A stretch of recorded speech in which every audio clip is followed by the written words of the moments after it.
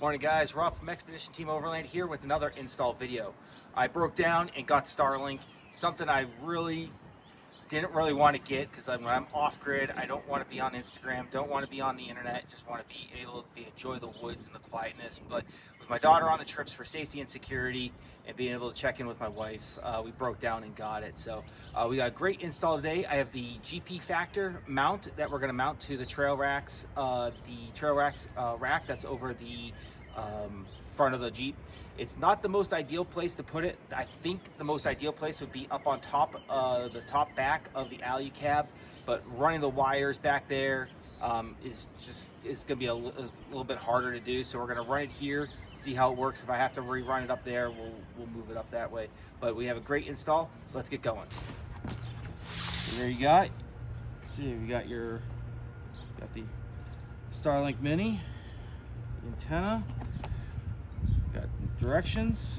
I forget how many meters of cable, but you got all your cable.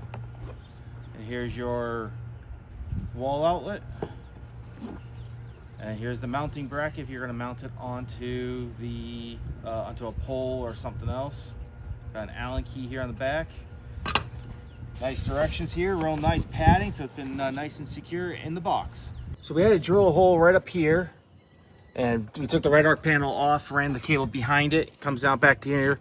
Now we left ample amount of extra cable here, so in case we had any issues. Ran two Anderson cables, these little Anderson connectors here, worked out really well. And it's all plugged into the REDARC. I just have to reprogram the REDARC for this. There's a question mark right here, and that's gonna be the satellite. All right, so we have this step-up transformer. We're mounting it on the back side of this set of the goose gear. Now this whole compartment here, which is right next to the REDARC, this is kind of like my electrical panel. I have my battery in here, inverter, and all the wiring is in here. So and then I have this outlet, permanent outlet here for the inverter. So it just kind of makes sense for this panel to all be the electrical stuff. So what we have here is, this is the cable coming out of the Alu-Cab. It's going to go to this converter. We're going to put Andersons, the small Andersons on the yellow side, yellow black. Then we're going to put Andersons on this side, and then this is going to go into the REDARC, is how it's going to be wired up. So we're in the process of doing that.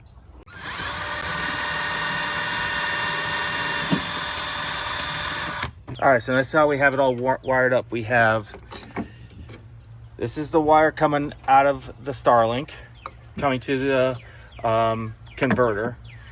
And we have these Anderson connectors on here, so in case we ever have to swap them out, it's easier to do it that way. Converter to an Anderson cable we had to make a jumper cable that takes it to the REDARC that's connected right in here. We already pre-drilled the two holes. So we're going to use some washers and bolts to mount it on the inside of the cabinet. All right, so we're running the cabling behind here. Now, one thing you have to remember is there's these little support brackets every couple feet. You got to run the wiring behind it. There is a channel to run it around. So we're running it all the way around, and it's going to be mounting up here in the passenger side lower part of the Alu-Cab. So it's really nice because it's just Velcro here. It just pulls back and you run the wiring. I did put all the wiring in wire loom. I had extra one of it just to give it an extra layer of protection. All right, so we're in the camper now. We are putting so the connection I have that we drill in through, it has a Starlink outlet on the side. So we bought these other Starlink females that we have to wire into this, and then we have to drill a hole up here. So we're just tensioning this all up. I'm testing the connection here to make sure that we're getting 48 volts at the center connector, which is the positive side for the Starlink. So I just have a female and I'm plugging it in, and I'm checking for voltage being 48 volts for the center pin and negative for the outside. All right, so we measured halfway between these two hinges. We're going all the way up for the bracket. We're going to drill the center hole first, and then the 4 other bolts.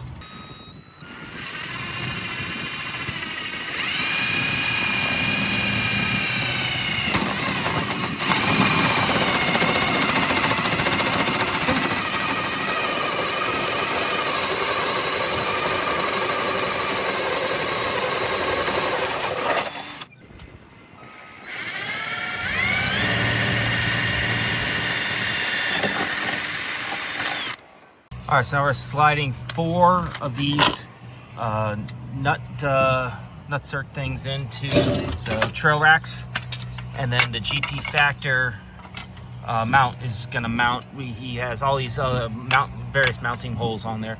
Just lining them up and torque them down. Now I got these little bolts from Ace, and I bought a bunch of washers if we need them for spacers. So this was the shortest bolt I could get. So let's get them on.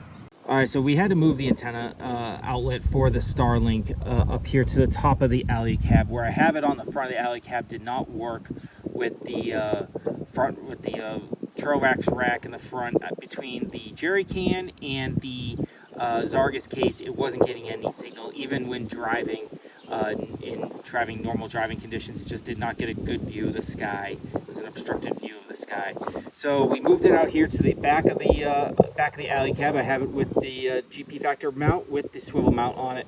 So what we had to do is drill 5 holes, 1 big hole in the center for the plug, and 4 here. Now these bolts here are over 3 inches thick. There is just that much insulation in the Alu-Cab, and it did take 2 people. So what we did is I drilled from the inside out because of the fabric. So I laid 2 layers of masking tape, and then taped out where I put this bracket on the inside, and then drilled through that up and then through up here, and then torqued it down in a star pattern to get it equally done.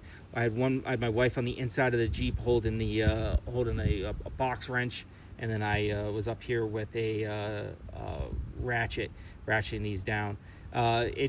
We've had a lot of heavy rain. I have no leaks. These are really great brackets. The link is in the description. Absolutely love it.